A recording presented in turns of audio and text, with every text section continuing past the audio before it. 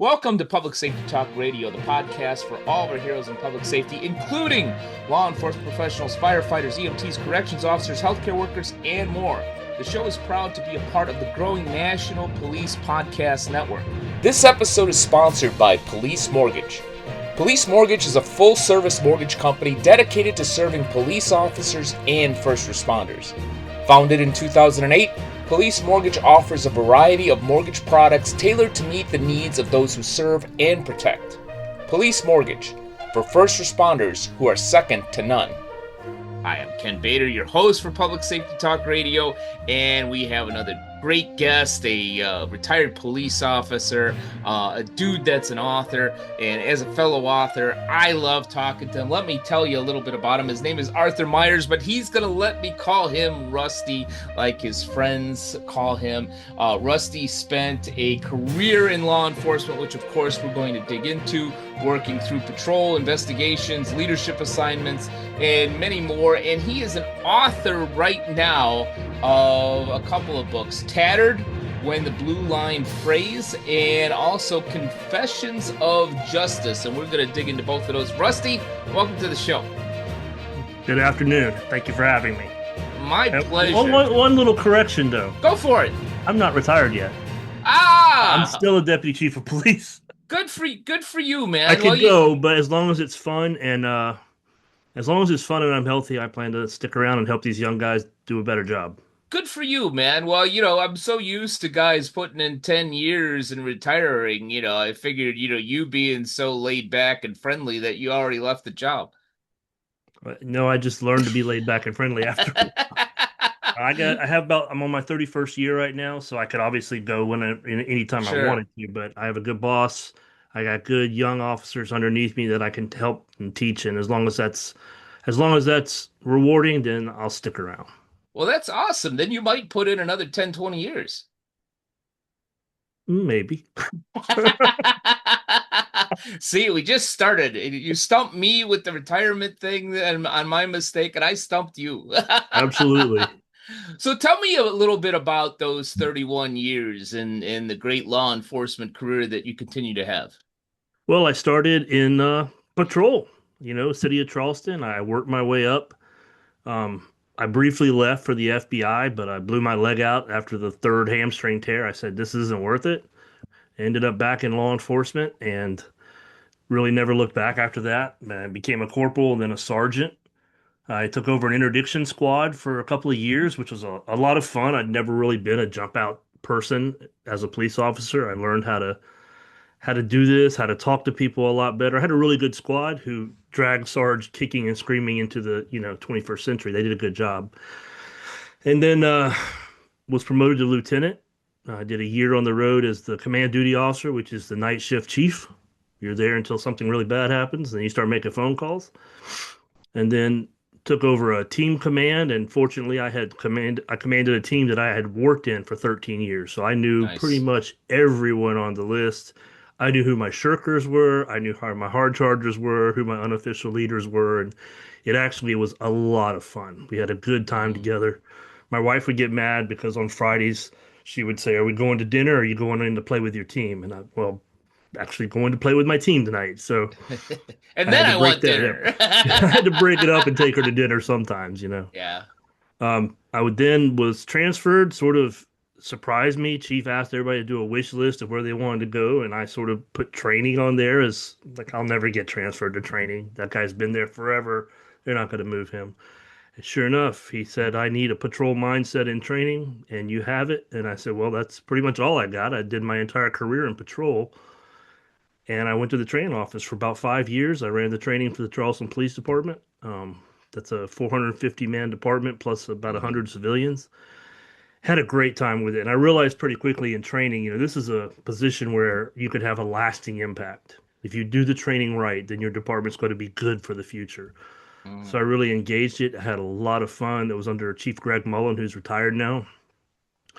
And then we got a new chief.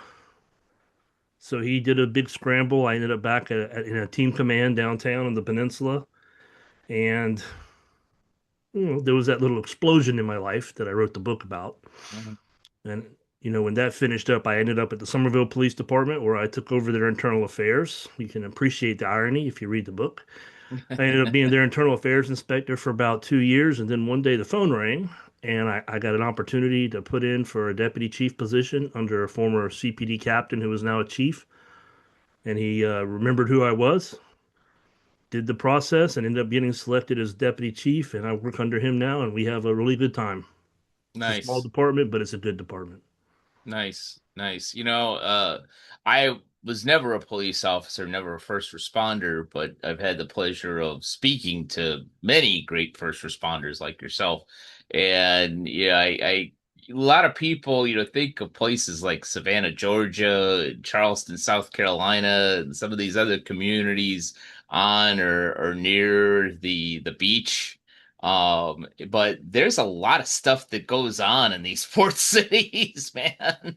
It was a busy time. It always has been, always will be, and now I'm a deputy chief at a South Carolina University, and it's right in the middle of Hmm. Charleston. So we deal with Yeah. pretty much, we don't have a fence around campus, so we deal with the same people Hmm. CPD does. We work with them really well, and it's always a challenge. You never know what you're gonna bump into.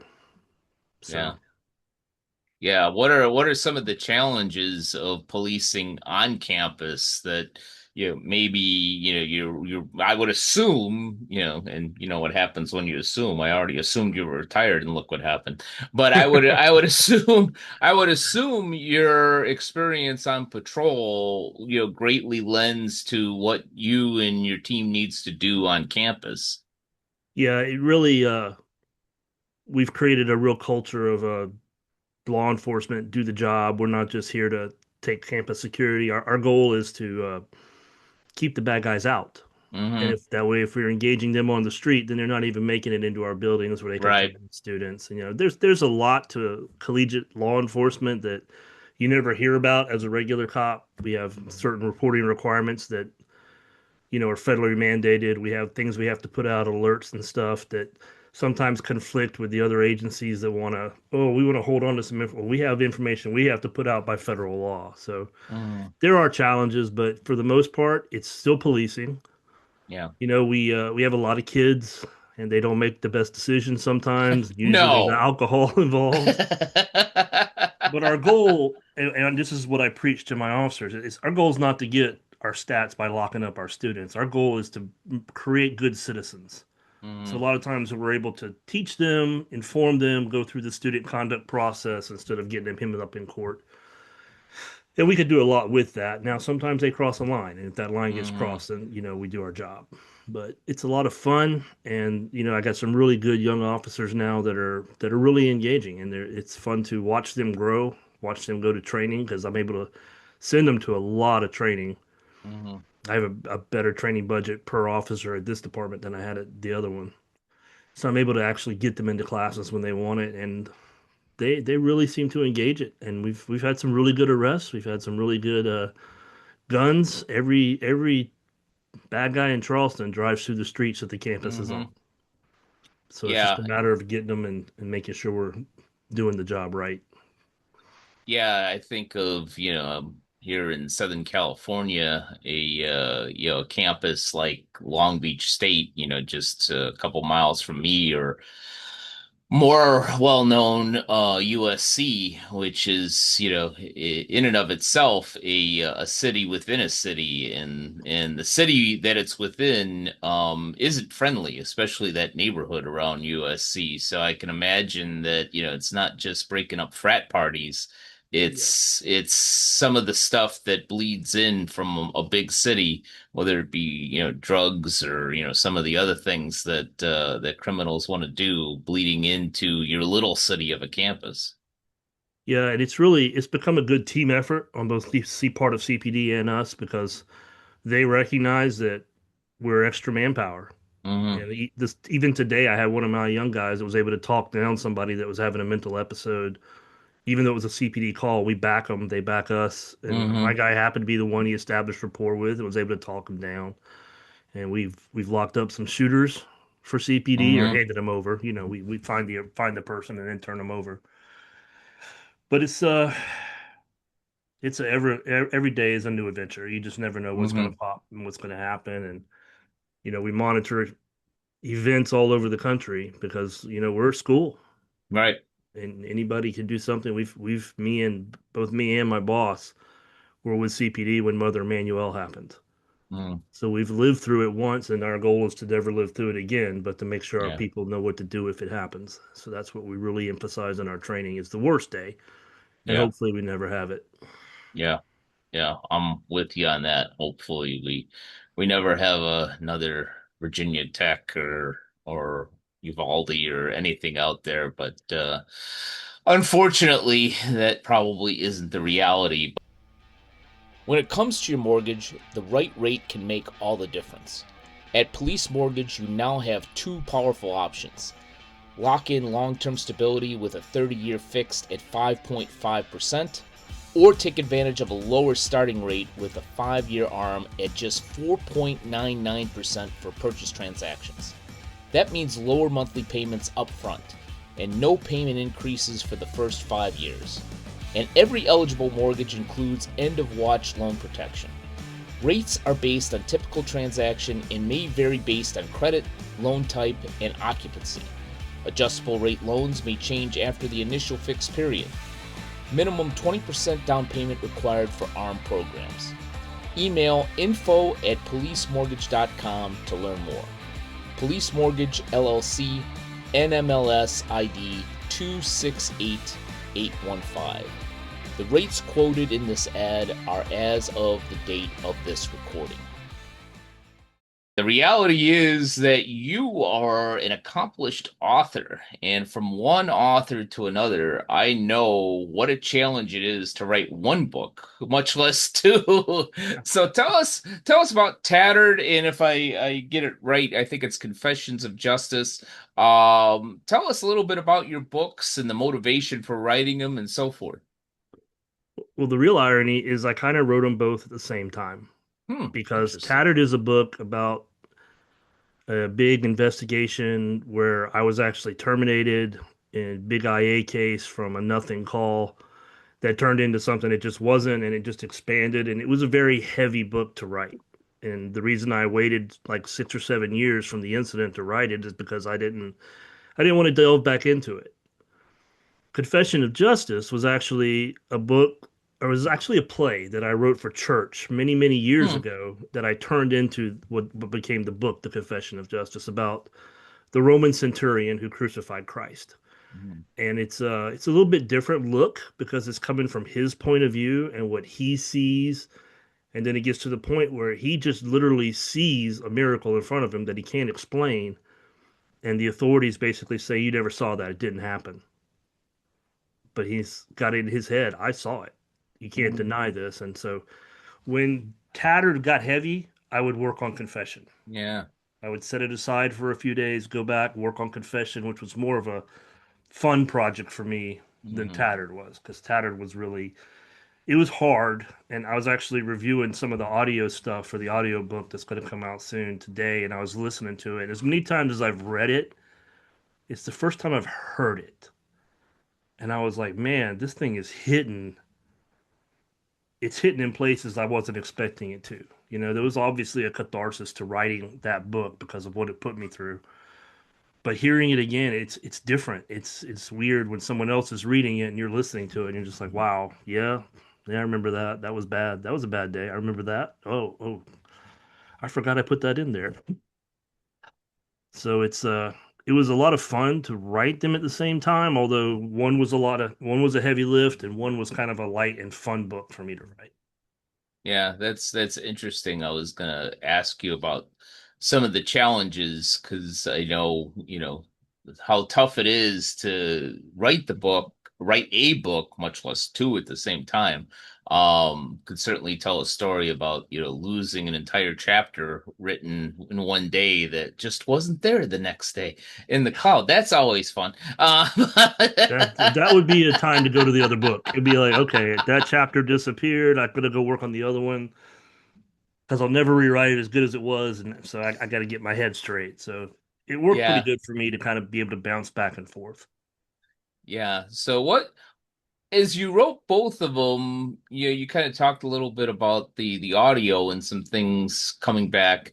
As you wrote both of them, what was going on in your mind? You mentioned, the fun of the play and some of the catharsis in writing Tattered. What was going on in your mind as you were writing these things?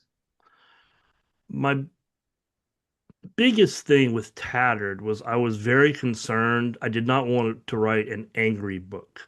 Mm-hmm. I wanted a book that dealt with the facts and presented them, but I was writing a book for mental survival. I wanted to have a book that a cop going through some hell can pick up and read and see that the sun rises.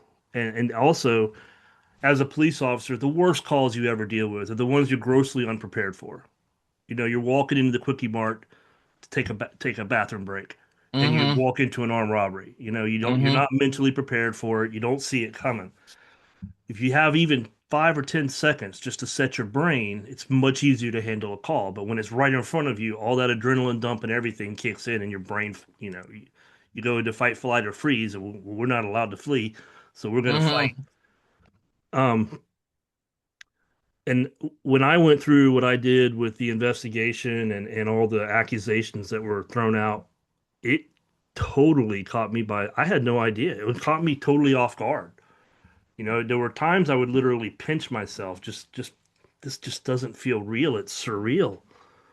All this stuff that's going on, it just didn't feel real, but it was real, and it really affected me mentally because I sat through the same classes that every officer has. Tactical mindset, mind armor. I mean, there's half a dozen that I've probably sat through over the years. And I did what most of us do. I sat on the back row and I played on my phone, and then Candy Crush or Tetris? whatever happened to be that day, answering emails, Yeah. sending memes, God knows what I was doing. But every one of those classes I would sit through and it's like, this isn't me. I don't have these problems. I know what to look for in other people. It's not a big deal. I'm doing the class because I got to check a box, right? Hmm. Even as training commander, I brought these classes in and sat through them, Yeah. you know, because I didn't want to lose an officer. But every one of those classes, if you think back to them, they all at the end of class have a checklist. Hmm. And that checklist is things you're supposed to watch out for in others. And the day that my wife confronted me in the yard and said, I better do something before I do something stupid, I better talk to somebody before I do something stupid. I sat there and I was angry. Who's she? She don't know what I've done. I've been to all these classes. And then the thing that I remembered for all those instructors who saw me playing on my phone, it stuck. The checklist stuck. And I sat in the yard and I started mentally checking off the boxes on that checklist. And when I got to the bottom check, I knew the bottom one on every checklist I've ever seen is they have a plan. And I realized I had a plan. I had an extensive plan. It was an orderly plan that I had put together because that's what cops do, right? We solve problems. Well, Hmm. brother or sister, the problem's not you. Don't remove yourself for a temporary problem. Never make a permanent solution to a temporary problem. Hmm. And when I realized that, it shocked me a little bit. I felt cold and I realized I needed help. And so that day I made a phone call and I got the help I needed. It didn't happen quick. It was over months. I was still in the middle of the investigation and all the legal stuff that played out from that. But that is why I wrote Tattered. I wrote Tattered because I want a cop in distress to be able to understand that the sun is going to rise. The blue line is thin enough. Stay in the fight, fight a good fight. And that's why Tattered was written. Confession of Justice was a lot different because, like I said, I wrote the play, I don't know, 30 years ago. And we performed it a number of times in churches. And then I died into Roman reenacting. You see the Roman centurion stuff behind me here. Hmm. You got a real sword or no, never mind. Oh, it's all real. It's very real. Yeah. And as a man of faith, I wanted to present a story that would appeal to other men Mm-hmm. because the studies will tell you if a man joins a church, the family comes with him. Mm-hmm. If a wife joins a church, the family will come, but the father probably won't. And I had someone one time say the play was it was an altar call for men was what the play was. But it deals with this very hardened Roman centurion, and he has spent his career doing what Romans do. But at one point, he's in Germania, and he orders his son, who's a young centurion working under him, to hold a line, and his son is killed.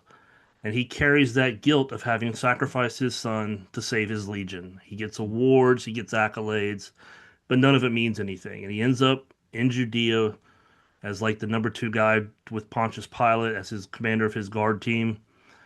And he sees a miracle right in front of his eyes, something he cannot deny.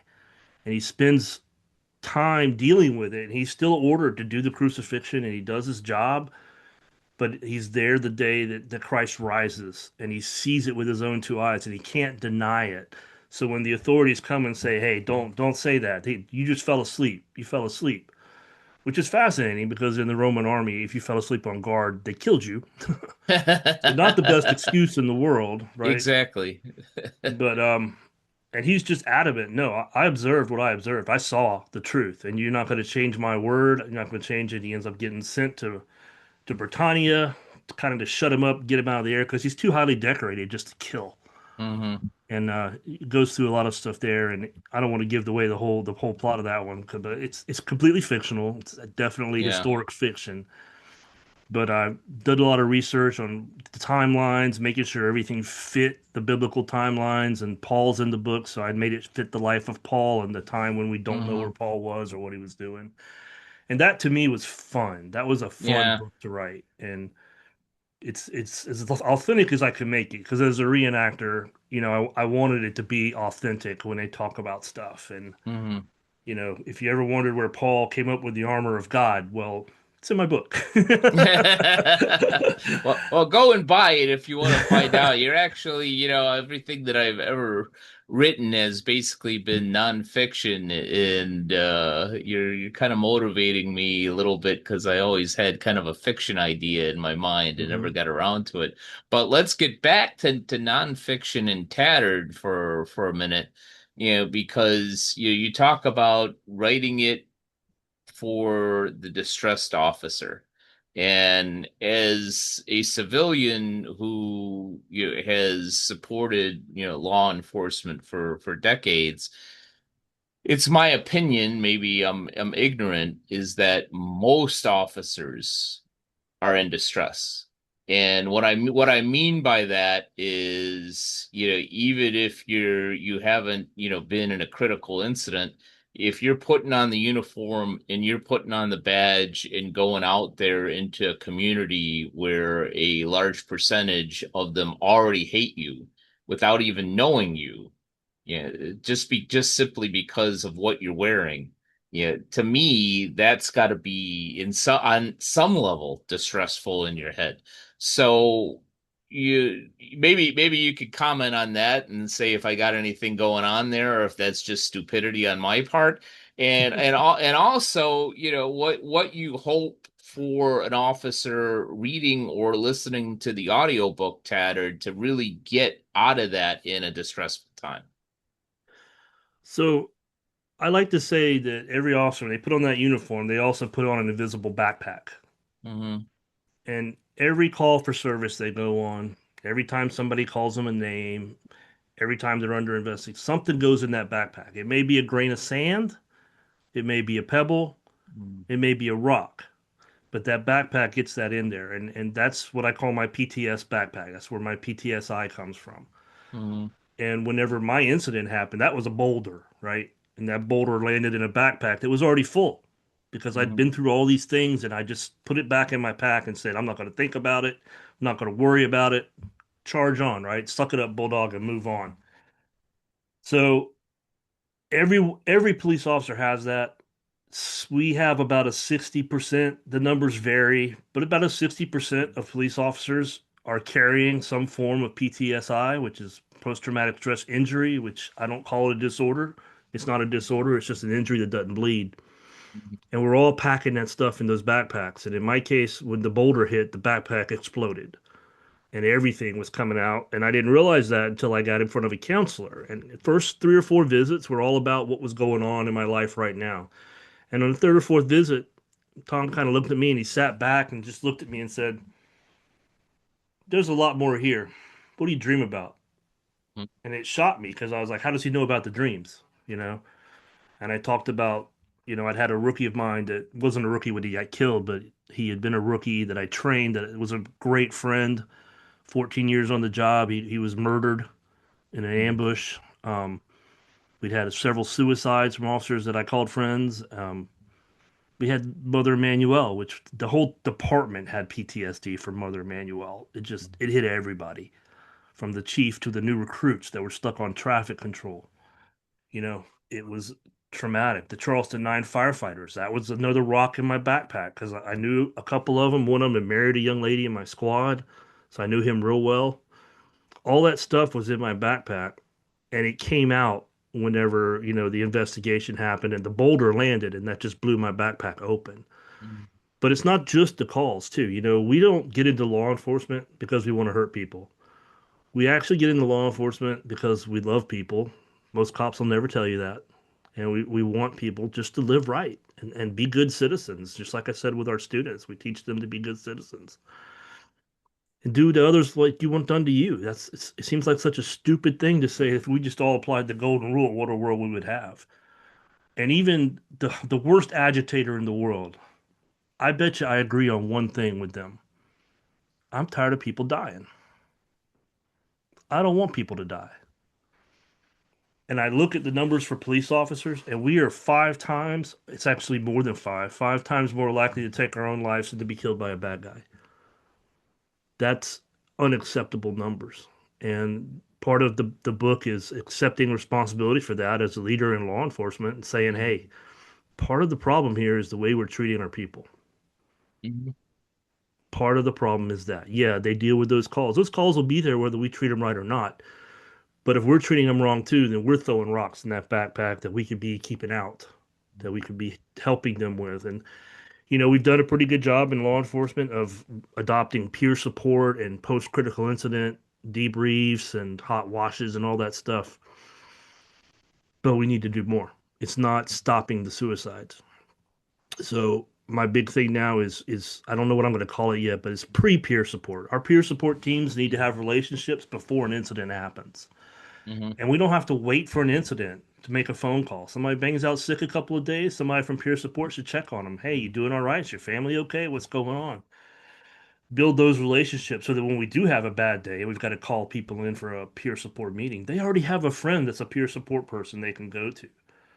The very first time I ever used peer support after Joe Mataskovic was the deputy's name who was killed in line of duty, I was on scene that night. I'd done everything. I even wrote the email the chief sent to the department about Joe. And it was a lot. And weeks later, weeks, I would be driving down the road on the way home. No big deal. Easy day at work. I'm relaxing. I was letting my barriers down by relaxing on the way home, and it would just emotion would wash over me, and I'd be a blubbering idiot in the car, crying, snot coming out. It would just hit. One of my friends was on peer support, and I went to him and I said, "Man, I think I'm going crazy Mm. because here's what's happening." And he looked at me and he laughed. He said, "That's exactly normal. You're suppressing the emotion. Eventually, it's going to come in. It feels like a wave and it just hits you." But I didn't know that. And I had a friend in peer support I could go talk to that I already trusted. So since then, I've gotten peer support, or building a team in my department now.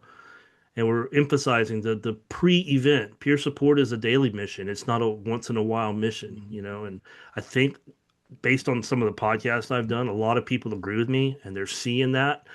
And I see it coming.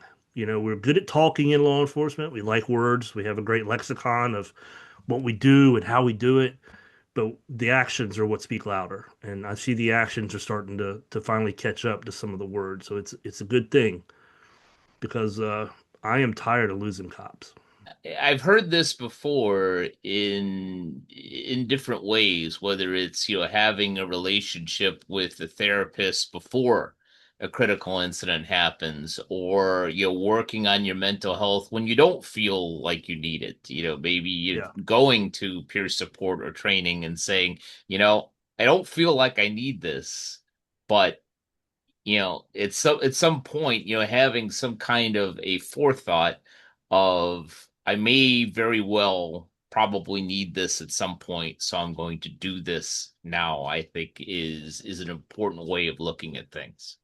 Well, that's one reason that people have said well, I was very courageous to write what you did in the book, and I was like, I don't feel courageous. I just wrote what happened and how it Hmm. felt, and hopefully, in fact, I know one person that it's already really reached out to, and that was when I wrote it. I said, if this thing can save one person, it's worth it. Hmm.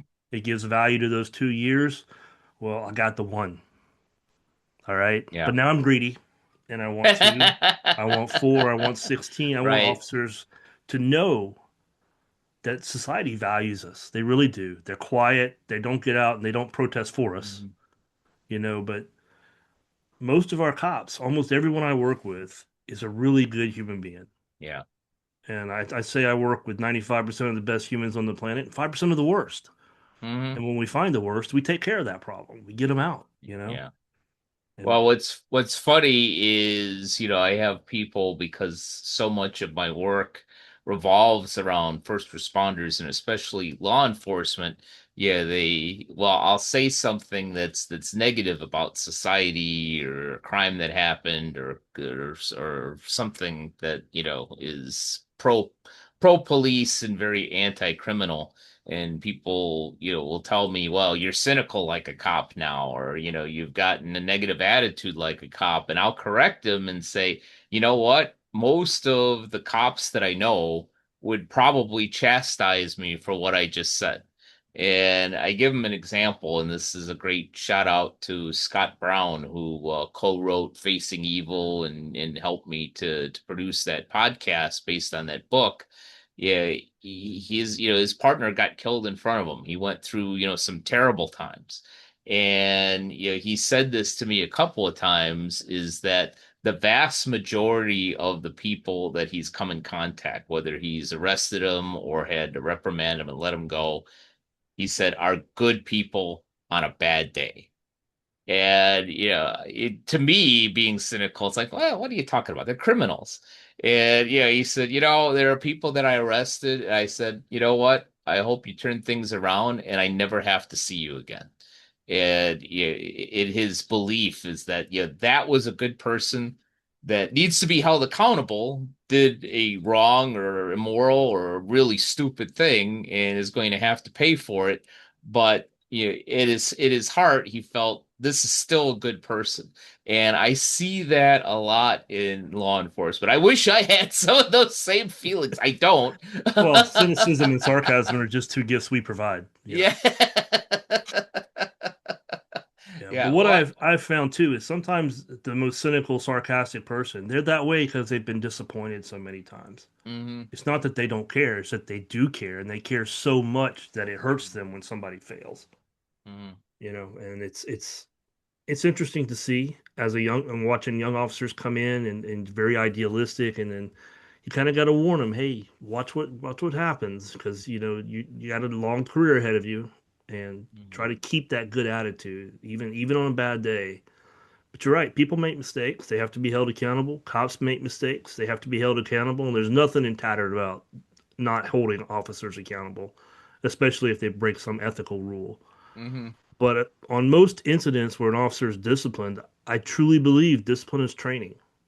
We Hmm. don't discipline our kids because we hate them. We discipline our children because we love them.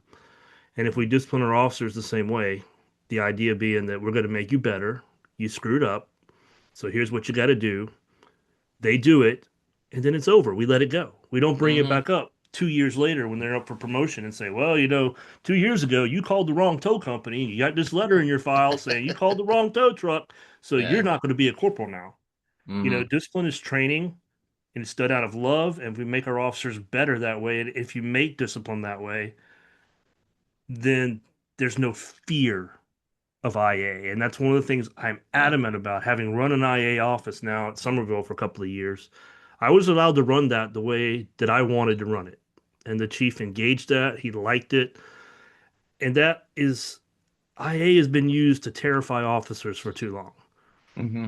You'll never take away the anxiety of an internal affairs investigation. There will always be anxiety anytime someone looks over your shoulder. But there shouldn't be fear. I call it 5149. When you're in internal affairs, 51% of your job is protecting that agency, but Hmm. 49% is protecting your officers. Because probably somewhere in the high 90s, most complaints are spurious. Hmm. They're mad. Somebody was mad. They got a ticket. They file a complaint. You watch the Right. body cam. You call them and say, "Hey, would you like to come watch this body cam? Because what you say is not on camera." Hmm. And for whatever reason, society still tends to forget that we record everything now. Yeah. And most of the time when I was in internal affairs, that was the limit of the investigation was watch the body cam, talk to Hmm. the complainant, call the officer and say, "Hey, just so you know, you had a complaint, your body cam cleared you. Have a nice day." You know. And that's been forgotten. And you can go back because for years, I think it's changed now, but NYPD was notorious, their internal affairs, for trying to get guys, going out and getting Hmm. officers, and that was what they were encouraged to do. And because of that, we still have a lot of fear out there for internal affairs, and it shouldn't be that way. And I Yeah. know I'm talking perfect world, right? And this world's far from that. But in general, if we could get where we were looking at 5149, and most of Hmm. the time those two numbers line up. 100% of your job is protecting everyone. Yeah. And the times they don't, I tell guys don't get caught in the 2%. Do something in the 2%. That's where you're gonna have a problem. But when Hmm. I became the inspector in Somerville, the chief, when he pinned my badge on, my whole family was there. He sat there, told the whole story that's in Tattered, and then looked at me and said, "This man is my inspector because he'll never let me do to you what was done to him." Hmm. And to say that in front of my family, my son, my mom and dad, my wife, it was amazing to have that level of trust with the chief. And in fairness, I've known him for 34 years. And I knew his wife before he did. So let's segue just a little bit because there's been about a half a dozen things that you said that have sparked my mind in a question I really wanted to ask you because I don't remember if I read it in the description for Tattered or on LinkedIn or someplace else, but you talk about a leadership framework. And I talk about leadership as much as I can in my work with businesses and on this show I've already done a couple interviews recently for the next season which really delved into leadership. Yeah, I can't remember using the phrase leadership framework, but let's dig into that second part. What is the framework for leadership for Rusty Myers? After what I went through in Tattered, I came up with 7 doctrines of leadership that I think we need to be applying in law enforcement. And ironically, the first one is internal affairs should protect the agency and the officer. It's the 5149 we just talked about. Hmm. That's vital. And if officers feel like they're going to get a fair shake when they go in front of an internal affairs officer, then they'll have anxiety, but they won't have fear. Um, Another one is that we are the guardians of procedural justice. That has to be internal as well. We can't use internal affairs to get somebody we don't like or to take care of a problem because, oh, well, that's it. We got them. That's not the purpose of internal affairs. That's where the fear comes from. So if we're going to be the guardians of procedural justice and telling people to do it right, then we have to have our house in order when we do it. Um, my third one is that leadership has to guard against a narrative drift. When you read the book, you'll understand what narrative drift is because it's not something where anybody intentionally lies. It's just, oh well, I think this happened. Well, I think maybe this happened, and then well, they become conflated and they start to go off in a direction. It's not really in the narrative. And I tell chiefs when I talk to them, you need to read the file without anyone else telling you what happened before. Read the file, then go talk to other people. And when they say something that is not in the file, say, whoa, whoa, whoa, where did that come from? What are you talking about? I didn't read that in here. Where's the evidence for that? Don't let your narratives drift, whether it's dealing with the public, dealing with an internal investigation, or dealing with some type of high priority incident. You've got to stay true to what actually happened and what actually is. Where's the evidence for this? You know, um, ambiguity can be self protection for an agency. So I'm big on the phrase that leadership is making a decision before silence makes it for you. Mm. I talk about how the most terrifying thing that most police chiefs have pointed at them is not a gun. It's one of these. It's a microphone. And for whatever reason, they tend to be terrified of it. And it's very easy to say, that officer messed up and they're no longer employed by this agency. That can't be your default. Mhm. That's only your default once, and you've lost your leadership command equity. It's gone because you just threw somebody away. And when you throw an officer away, you're throwing away a family, you're throwing away a career, you're throwing away a human being. Now, if one of your officers threw away a human being, that's a reason to fire an officer, right? Well, you just threw away a human being and he was one of yours. And that's tragic. It's absolutely tragic. We can't default to termination because that's the easy answer. But a lot of people are terrified of microphones. Um, Peer support Glad is we're not not, optional. otherwise we wouldn't be talking now. There were times I've been through some PIO classes and stuff, so I've learned peer support's not optional. We already talked about that as well, talking about how peer support needs to be a daily thing. My guys, I think, are learning that if I ask them how they're doing and they say, I'm fine, oh, come on in, have a seat. Because I'm fine should not be the end of a conversation. It's the beginning. When an officer says, I'm fine, because I said it for years, fine, living the dream, all those little catchphrases. Okay, well, what are you fine for? Let's dig in a little bit. And sometimes it's a 3-minute conversation, and sometimes it ends up being an actual mentor session where you can sit there and talk. And I'm very open about what I went through, that I went to counseling, that I was suicidal. I'm very open about that because I want my guys to know they can come talk to me about anything, and I'll rip off the rank and talk to them man to man or man to woman, whatever it is. I want them to know that I've been there and they can come to me and talk to me about it. And I've had some do it. I know it's very intimidating, right? To go to your deputy chief for peer support. So the ones that have done it also get a little attaboy for the courage they had because I recognize that's hard. It takes a lot of courage to come to a deputy chief and say, I need peer support. And if they don't want to talk to me, we have a peer support with Somerville PD where we can send an officer up there to talk to somebody not part of the department. Totally, totally. God bless South Carolina. We screw up a lot of laws, but our peer support law is really good. The law covering peer support can't be used in court. It's Yeah. protected, and some states have problems with that. But South Carolina did a really good job with their peer support law. Discipline must be clean is another one of the big doctrines I have. And that means that when an officer does something and they're disciplined for it and they're back at work, it's over. We don't hold on to it. We don't hold it against them. Or if it's in policy that we hold it for a year, fine. 1 year later, it's over. Mhm. It's not something that should be there 5 years later. Well, that guy. Remember what he did 5 years ago? Because I bet all of us have done stupid stuff on the clock that we're like, man, thank God nobody saw that one. That was a really jacked up thing I did there. And Yeah.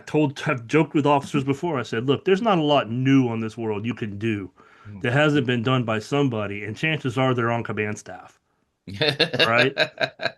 So if you make Good a point. mistake, I had a number of officers that would walk into internal affairs when I was doing investigations and say, yep, I did that. I got no excuse for it. I made a mistake. Okay. That makes it really easy when I write the report and talk to the chief and say, hey, he came in. He was contrite. He knew he screwed up, and he's just asking what his punishment is. Mhm. He's sorry he did it, and that makes a big difference. Versus someone who comes in and doesn't want to admit that I'm perfect, I don't make mistakes. Well, if you're perfect and you don't make mistakes, well, good luck. Because as far as I know, there's only been one person in history that could claim that, and they Mhm. started a religion around him. You know, so discipline has to be clean, and it's got to be training, and you've got to do it out of love. If it being done out of anger, I have a rule that I don't talk to my officers when I'm angry. If they've done something that's dumb and I know I got to deal with it, I want to wait a day. I want to get a breath before I talk to them about it, so I don't go in there with an angry attitude.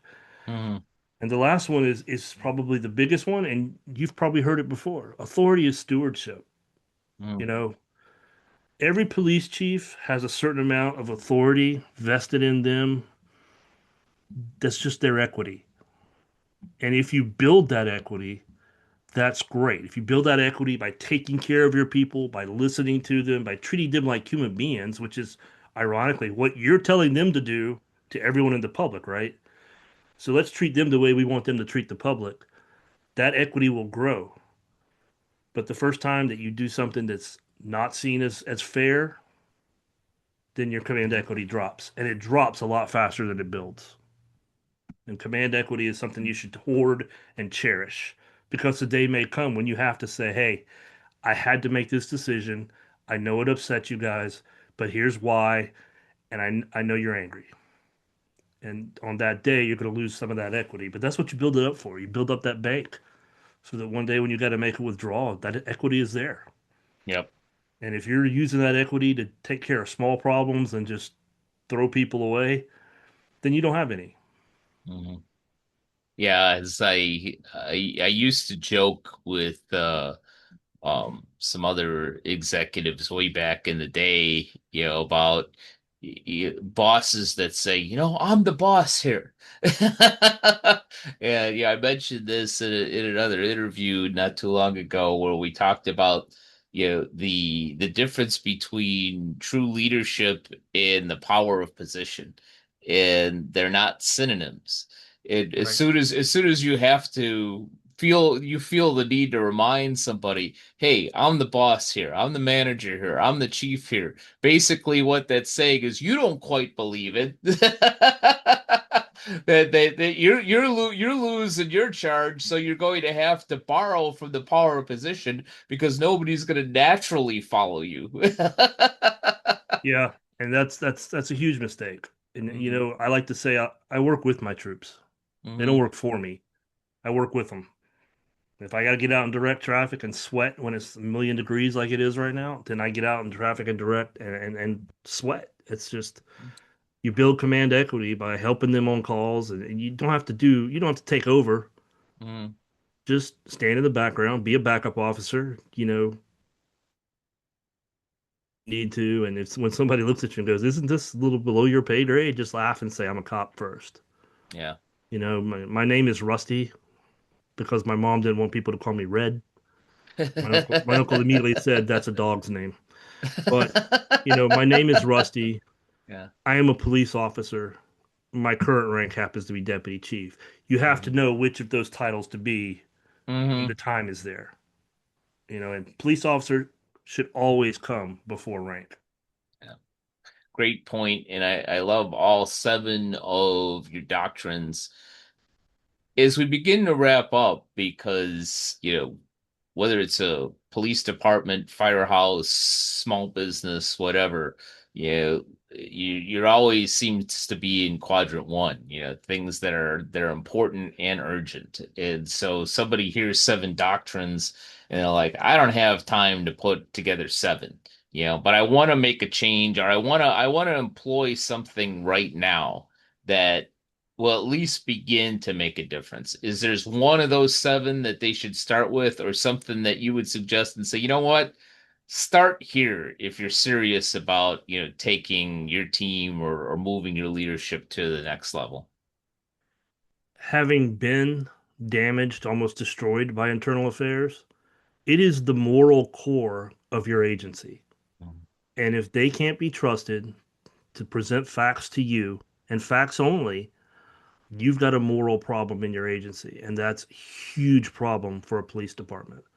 So I would say the number one thing, for years, IA was kind of where you put the awkward investigator, the guy that was, he's okay. They should be your best Mhm. because they're the ones protecting you and your officers. And internal affairs, like I've said, it's been misused over and over again at different agencies over the years to go get someone or to do something, and things have just been allowed where it's inappropriate. Officers need to be disciplined. We have to hold them to account. We live in a free society that values freedom above all, and we're empowered to take that freedom away, and in certain cases, to even take a life. So, being held to a higher expectation is not a problem. But we also have to be fair in those investigations. We have to take care of the officers. And if they didn't make a mistake, we have to be willing to stand up in front of a public that may not like it and say, I realize that this use of force wasn't pretty, but they never are. Yeah. My officer did exactly as they were trained and what my expectation as their chief of police is. And that takes a lot of internal courage. Yeah, yeah, it's funny. It just popped into my mind. I have the privilege of being on the board of the Wounded Blue, and I talk with Randy Sutton on a fairly regular basis. And one of the ongoing jokes, if you will, it's not really a joke, is, so much of society kept pushing body cams, body cams, body cam. We need more body cams. And we joke and say, you know what? That's the best thing they could have done, because 95 out of 100, those body cams show, it's like, you want to see what happened before Yeah. before the incident. I find it You want amusing. Now you the ACLU is like, they show too much personal information. And now you see what we were dealing with. And now you see yeah. that most officers do a good job. In fact, I argue we don't tell our officers good job nearly enough because they do a good job so often Hmm. that it becomes the norm. Yeah. And we Yeah. have to try and fight that too and make sure that, hey, that was a great job yesterday. You guys did a good job instead of just, hey, good morning, it's Tuesday. Have a nice day. Yeah. Do you want to see the 15 minutes before that happened, when he came up and say, "How are you doing today, sir?" and tried to talk him down, Hmm. and treated him with respect and said, let's not go down this road. It doesn't have to happen this way. You want to see that first before you show the guy getting tased. There's very few calls I've been on that fit in a soundbite, Yeah. you know. And unfortunately, that's where the world's gone with making immediate assumptions about what happened instead of being patient. Yeah. Investigations take time. I wish that we could investigate stuff in 15 minutes and say, "Yep, here's what happened." Boom. We're not there. It's not That's investigations have to be there's a process and you got to go through it. And in my case, it was 2 years I went through before I was finally exonerated, and it was brutal. Absolutely brutal. What you're saying. And frankly, Rusty, I could talk to you for another hour about the book, about leadership in just plain South Carolina, because I like Charleston. But before I let you go, for those folks that need to get in contact with the Rusty Myers, that want to buy one of the books, if not both of them, want to have you speak, maybe even talk to you about peer support. How can they best find you out there? I have a website. It's rusty-myers.com, Myers, just one E in my Myers. And the link is on there. The books are both available on Amazon, Tattered When the Blue Line Frays and Confession of Justice. And if you're an officer and you're going through hell and you're not getting a paycheck, I know what it feels like to be eating Toastums and hot Mhm. dogs because you can't afford Pop Tarts. If you get in touch with me, I'll get the book in your hands. I'm not worried about making money off it. This is a book to help you survive. And I want you to see that, yeah, I went through hell, but you know what? I won and I came out of it, and now I'm in a far better place. Great place to end there. I really appreciate what you were able to share with us today. Definitely go to Arthur Myers. It's Arthur-Myers Rusty, .com. Rusty Dash Myers. Because they're all Rusty-Myers. my Okay. friends, right? Yeah, there you go. Well, I'll put it in Yeah. the show notes properly anyway. Yeah. But you definitely go out and find Rusty. Go out and buy Tattered. Really appreciate the time you were able to spend with us today, Rusty. Thank you for having me. I enjoyed it. My pleasure. And thank you to all of you who have either watched or listened to this episode of Public Safety Talk Radio. And we'll be back with you next week with another great guest.